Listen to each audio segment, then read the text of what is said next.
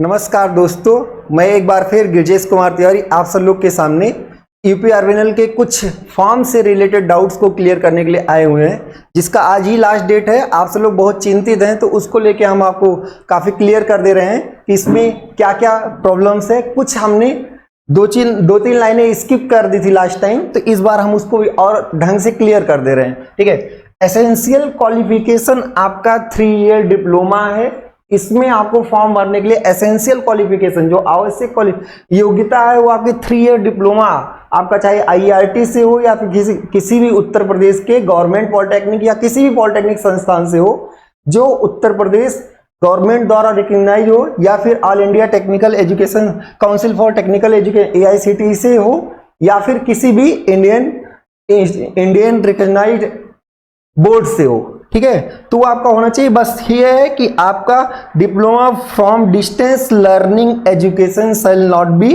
Eligible. तो distance learning से अगर आपका डिप्लोमा है तो वो एलिजिबल नहीं होंगे, ये ध्यान रखिएगा। बस डिस्टेंस लर्निंग से आपका डिप्लोमा नहीं होना चाहिए।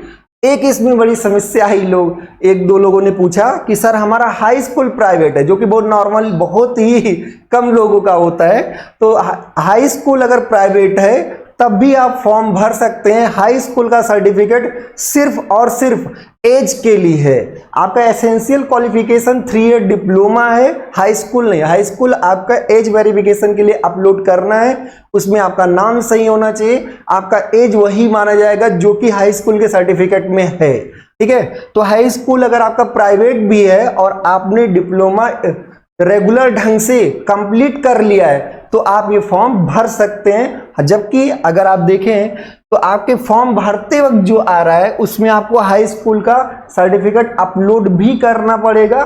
तो उसमें ध्यान रखिए, लिखा हुआ all the required educational qualifications should be from regular college and not through the correspondence. तो रिक्वायर्ड का मतलब एसेंशियल जो आपका है वो आपका रेगुलर कॉलेज से होना चाहिए। हाई स्कूल एक बच्चे का जो प्राइवेट से कॉल आया हमें एक दो बच्चों का, तो ये ध्यान रखिएगा हाई स्कूल अगर आपका प्राइवेट भी है तो कोई फर्क नहीं पड़ता। ठीक है, आपका डिप्लोमा रेगुलर होना चाहिए। दूसरी एक दो बातें ये आई कि सर हमने मार्कशीट की जाना, ये आपका सर्टिफिकेट है, डिप्लोमा का सर्टिफिकेट ये है।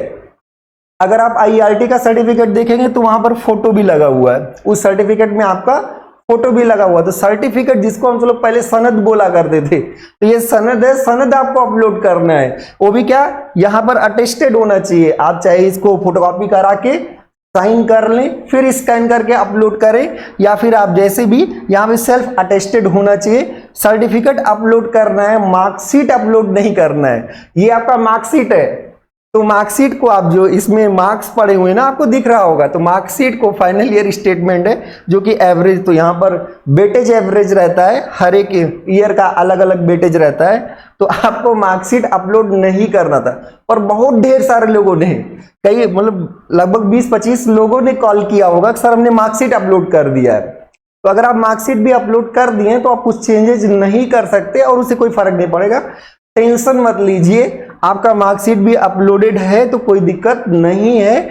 आपको बाद में डॉक्यूमेंट वेरिफिकेशन के समय हो सकता है कि कुछ लिखवाएं, या फिर आपको दोनों चीजें ले जानी पड़ेगी, सर्टिफिकेट भी ले जाना पड़ेगा और मार्कशीट भी ले जाना पड़ेगा। तो ये थोड़ा ध्यान रखिएगा कि मार्कशीट और सर्टिफिकेट अलग अलग होता है। ये आपका सर्टिफिकेट कि आप पास किए, कैसे किए, कितने नंबर्स पाए, उसमें बहुत ज्यादा मेंशन कुछ नहीं होता। आपका श्रेणी जरूर रहती है कि फर्स्ट क्लास आपने या फर्स्ट डिवीजन आपने यहाँ पर उत्तीर्ण किया। ठीक है, तो आप जहां भी ध्यान रखिएगा, अगर सर्टिफिकेट मांगेगा तो सर्टिफिकेट आपका ये है, इसको आपको अपलोड करना है। ठीक है, और इसके बाद इसमें एक और बात, कई लोगों ने मल्टीपल फॉर्म्स भर दिए। गलतियां करना हमारी आदत है, तो गलतियां खूब ढेर सारी किए और मल्टीपल फॉर्म्स अपलोड कर दिए। तो इसमें एक लाइन क्लियर किया हुआ है जिसपे हम कल ज्यादा फोकस नहीं कर पाए, आज हम इसको फोकस कर दे रहे हैं।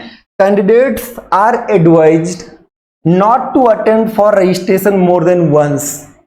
एक से अधिक आप रजिस्ट्रेशन ना करें, इसकी एडवाइस किया थी, पर ऐसा नहीं कि आप करें ही नहीं, गलती हो गई तो भाई करेंगे ही, लेकिन हाँ आपको एडवाइस किया जाता है कि आप एक से अधिक रजिस्ट्रेशन ना करें। लेकिन आगे, in case of multiple registrations the one with the highest registration number, अगर आपने मल्टीपल रजिस्ट्रेशन किया, पहली बार गलती की है, गलती करना आपका कर्तव्य भी है, आप तो लोग गलती करते ही हैं जल्दबाजी में। हम भी बहुत लेट कर गए, बहुत डिस्टर्ब रहे पिछले महीने, तो हम भी बहुत लेट आए। आज इसका लास्ट डेट भी है, तब हम आपको क्लेरिफाई कर रहे हैं, तो ये बड़ा ठीक है, इसके लिए हम आपसे माफी मांगना चाहेंगे।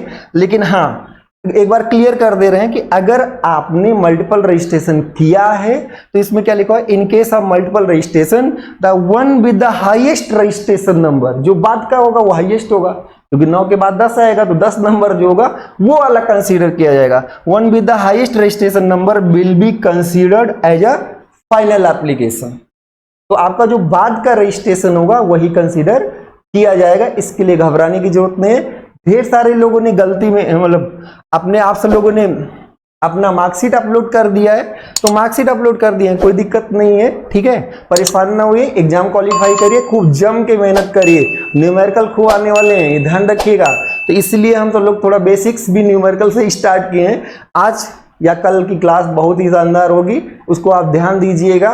उसके बाद क्योंकि हम मल्टीपल सेक्शंस को एक साथ कवर करने की कोशिश करेंगे, और हाँ, ये तो आपका धन्यवाद अधिकार भी बनता है, उसके लिए हम सब लोग, क्योंकि 24 घंटे के अंदर 1000 से ज़्यादा सब्सक्राइबर होने के लिए हम आप सब लोग को बहुत बहुत धन्यवाद करते हैं। और आज के लिए बस इसको क्लियर करते हैं और हम अगली क्लास लेके आते हैं, जल्दी लेके आएंगे, खूब तैयारी करिएगा। बहुत बहुत धन्यवाद।